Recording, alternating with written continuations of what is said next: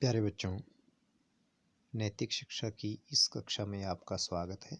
अब हम पठित पाठ 12 के अभ्यास कार्य को करेंगे। सबसे पहले कक्षा दिए गए हैं, ऊपर लिखा है कक्षा 8वीं और विषय है नैतिक शिक्षा। पाठ है 12 और नाम है वर्ण व्यवस्था का स्वरूप। अभ्यास कार्य है इसका। तो इसमें पहला प्रश्न जो था, प्रश्न आप अपने अपनी बुक से देखेंगे, नैतिक शिक्षा की जो पुस्तक है उससे देखेंगे। यहाँ उत्तर दिए गए हैं आपके पास। तो प्रश्न एक उसमें हमसे पूछा गया था कि चारों वर्णों में ब्राह्मण को समाज रूपी शरीर का मुख क्यों बताया गया है। अर्थात जो हमारे पास चार वर्ण हैं, ब्राह्मण, क्षत्रिय, वैश्य, शूद्र, और यदि समाज को, जो हमारी सोसाइटी है, उसको हम एक शरीर की तरह मान लें, ह्यूमन बॉडी की तरह मान लें, तो उसमें ब्राह्मण को मुख का स्थान क्यों दिया गया है, ये प्रश्न पूछा है। सबसे पहला काम होता है हमारा प्रश्न को समझना।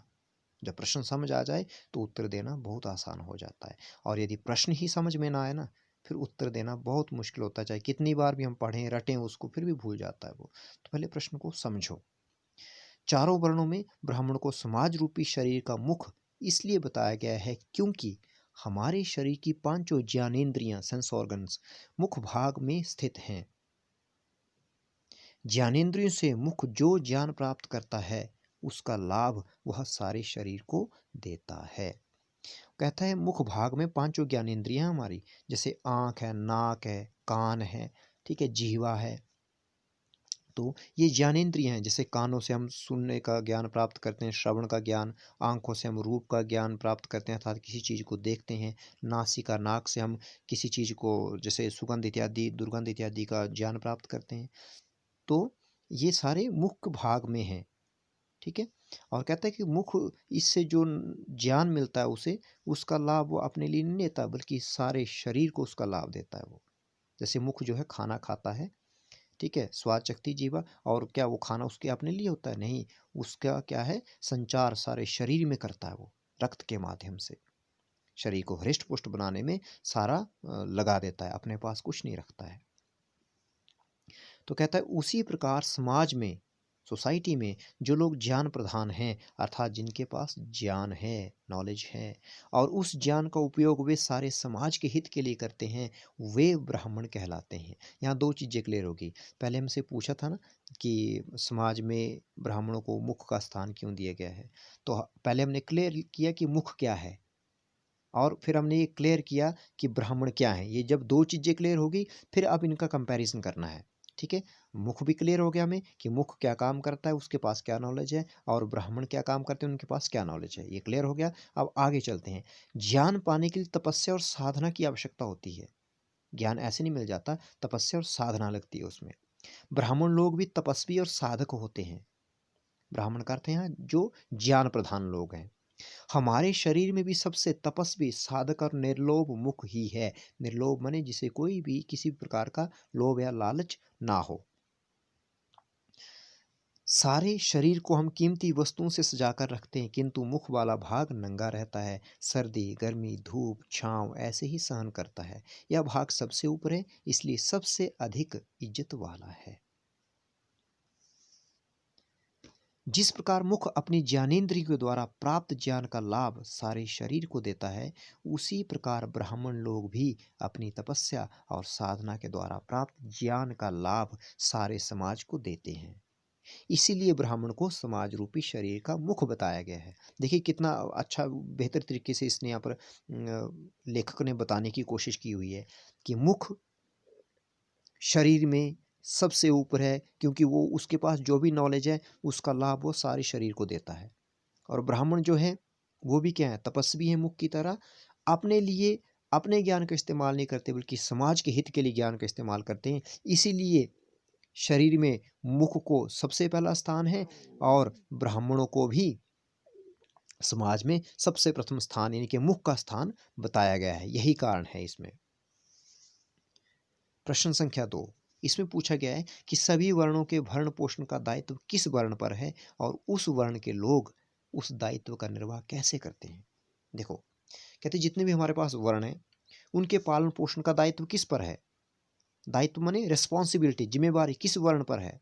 और उस जिम्मेवारी को उस वर्ण के लोग कैसे निभाते हैं, जरा ये बताओ। प्रश्न समझ में आ गया? उत्तर की ओर चलते हैं। सभी वर्णों के भरण पोषण का दायित्व वैश्य वर्ण पर है। इस वर्ण के लोग उस दायित्व का निर्वाह कृषि, व्यापार तथा कला कौशल के माध्यम से समाज को सुखी और संपन्न बनाने का संकल्प लेकर करते हैं। वे यह व्रत लेते हैं कि समाज का कोई भी सदस्य भूखा, नंगा, आवासहीन नहीं रहेगा। आवास कहते हैं रहने का ठिकाना, हीन माने रहित, अर्थात जिसके पास रहने के लिए कोई जगह नहीं है, घर इत्यादि नहीं है। सबको रोटी, कपड़ा और मकान देने का दायित्व वैश्य वर्ण का है। वैश्य समाज के उरु हैं। पेट और कमर इसी भाग के अंतर्गत आते हैं। माने पेट और कमर वाले भाग को क्या कहा जाता है? उरु। ठीक है। शरीर का यह भाग अन्न, जल, वायु ग्रहण करता है, अर्थात जो कुछ हम खाते पीते हैं वो हमारे उरु भाग में चला जाता है, पेट में चला जाता है, और उन्हें रस और जीवन शक्ति बनाकर रुधिर, यानी कि रुधिर कहते हैं रक्त को, के द्वारा सारे शरीर में पहुंचाता है। जैसे मैंने पहले भी प्रश्न में आपको समझाया कि जो कुछ पेट में जाता है अन्न इत्यादि, उससे क्या बनता है? जो रक्त बनता है वो सारे शरीर में संचार करता है, वो जीवन शक्ति बनती है। ठीक है, उसी को जीवन शक्ति कहा गया है, जीने की शक्ति। यदि रक्त का संचार शरीर में रुक जाएगा तो व्यक्ति जीवित नहीं रह पाएगा।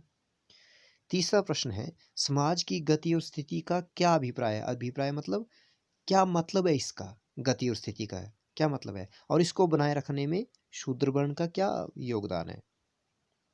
यानी कि समाज की गति और स्थिति किस पर निर्भर है? शूद्र वर्ण पर निर्भर है, ये भी नोट कर लेना।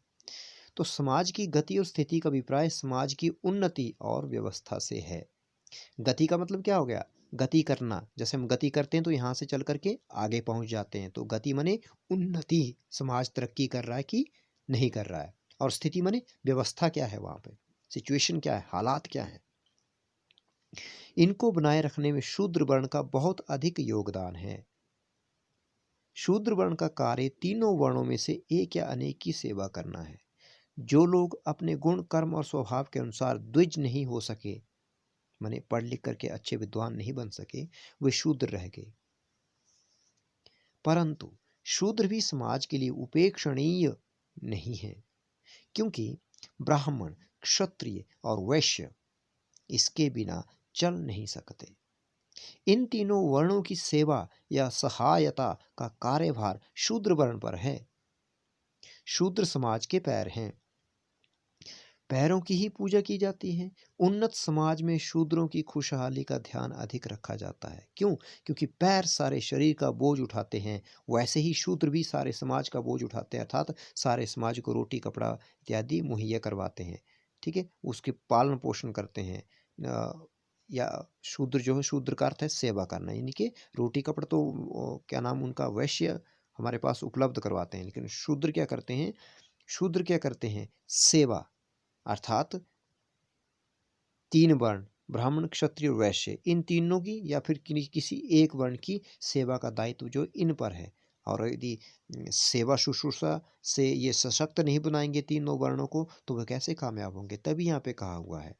ठीक है, उन्नत समाज में शूद्रों की खुशहाली का ध्यान अधिक रखा जाता है। पैर सारे शरीर का बोझ उठाते हैं। मान लो हमारे पैर नहीं होंगे तो हम तो आगे भी नहीं बढ़ सकते, उसे एक स्थान से दूसरे स्थान पर पहुंचाते हैं। वे गड्ढे में भी गिरा सकते हैं और पर्वत के शिखर पर भी ले जा सकते हैं। मस्तिष्क माने दिमाग के नियंत्रण में रहने वाले पैर कभी भी पतन का कारण नहीं बनते हैं। उपनिषद, उपनिषद का द हलंत करेंगे आप जब लिखेंगे इसको। उपनिषद में शूद्र वर्ण को पालक कहा गया, अर्थात पालन करने वाला। प्रश्न चौथा है कि क्षत्रिय की समाज में क्या भूमिका है, स्पष्ट करें, लिखें अर्थात। तो क्षत्रियों की समाज में बहुत बड़ी भूमिका है। क्षत्रियों को समाज में बाहु का स्थान प्राप्त है, अर्थात भुजाएं। बाहु शरीर की रक्षा करते हैं। सिर से पांव तक शरीर में ऐसा कोई स्थान नहीं जहां रक्षार्थ हमारी भुजाएं नहीं पहुंचती। ध्यान रखना, बाहु पुल्लिंग है, इसलिए यहाँ करती है नहीं लिखा है, क्या है? करता, करते हैं। मैक्सिमम बच्चे ऐसे करते हैं, लिखते हैं बाहु हमारी रक्षा करती है। बाहु स्त्रीलिंग नहीं है, बाहु पुल्लिंग है, इसलिए यहाँ पे करता है या करते हैं लिखा गया है। और भुजाएं स्त्रीलिंग है, इसलिए पहुंचती स्त्रीलिंग में लिखा गया है। रक्षार्थ का अर्थ है रक्षा के लिए। सिर पर पड़ने वाले पत्थर को हाथ ही रोकते हैं और पैर में लगे कांटे को भी वे ही निकालते हैं। कौन? हाथ।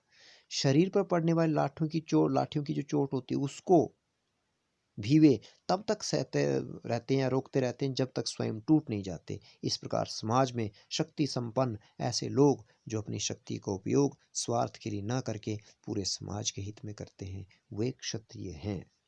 समाज के शासन का अधिकार क्षत्रियों को समाज की सुरक्षा तथा न्याय के विचार से ही दिया गया था। सच्चे क्षत्रियों द्वारा ही भूमि पर सुरक्षा तथा न्याय की व्यवस्था बनी रह सकती है।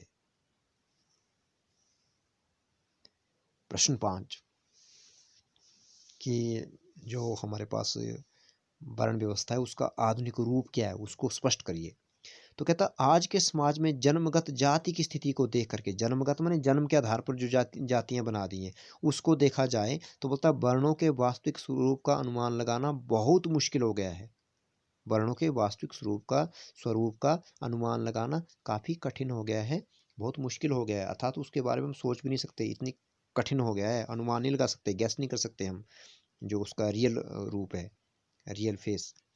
किंतु योग्यता के अनुसार स्थान और स्थान के अनुसार कर्म यानी कि काम, जो हमारे पास एबिलिटी है उसके अकॉर्डिंग हमें वो जो स्टेज है प्राप्त हो ही जाती है। ठीक है, और उस स्टेज के अनुसार हमें काम भी मिलता है। यह व्यवस्था तो आज भी है और हमेशा रहेगी, यानी कि पहले भी थी, आज भी और आगे भी रहेगी। समाज में व्यवस्था गुण, कर्म और स्वभाव के अनुसार होती है और रहेगी। इसके बिना राष्ट्र में सुव्यवस्था हो ही नहीं सकती। आधुनिक भाषा में वर्णों का स्वरूप इस प्रकार है: शिक्षक, रक्षक, पोषक, सेवक। कर्मचारियों की प्रथम, द्वितीय, तृतीय और चतुर्थ श्रेणियां वर्ण व्यवस्था का ही आधुनिक रूप है। जो आजकल होती है ना कर्मचारी की, फर्स्ट क्लास का, second class, third class, fourth class, तो बोलता है ये भी वर्ण व्यवस्था का ही नया रूप है। ये श्रेणियां जन्म के आधार पर नहीं बनती थी, ना ही आज बनती हैं, अपितु गुण, कर्म, स्वभाव अर्थात मेरिट के आधार पर बनती हैं। अर्थात का त हलंत करेंगे आप जब इसको नोटबुक में लिखेंगे। इसी प्रकार वर्ण व्यवस्था भी मेरिट पर आधारित थी।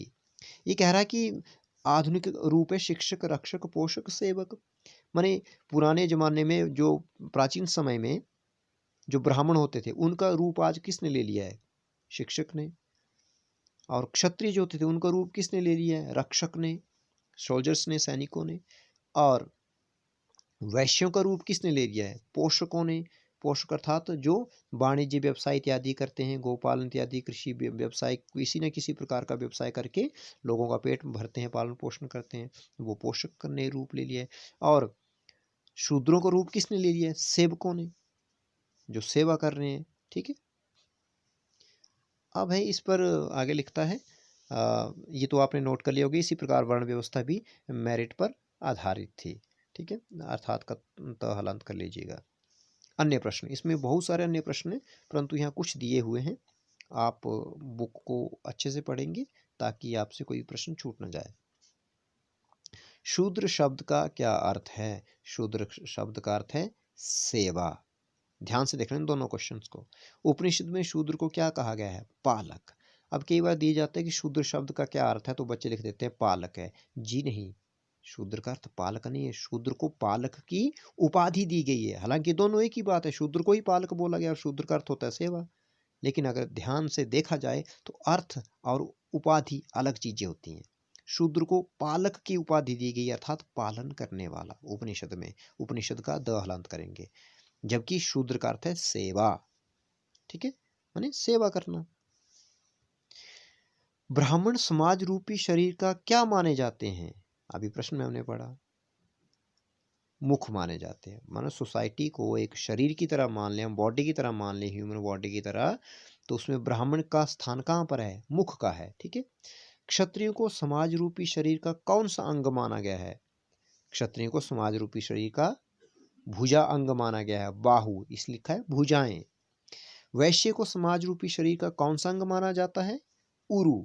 उरु कौन सा भाग होता है? मध्य भाग, जिसके अंतर्गत कमर और पेट आते हैं, उसे उरु कहा जाता है। शूद्रों को समाज रूपी शरीर का कौन सा अंग माना जाता है? शूद्रों को समाज रूपी शरीर का पैर नामक अंग माना जाता है। हमारे शरीर की पांचों ज्ञानेंद्रियां किस भाग में स्थित हैं? मुख भाग में। वर्ण व्यवस्था का क्या लाभ है?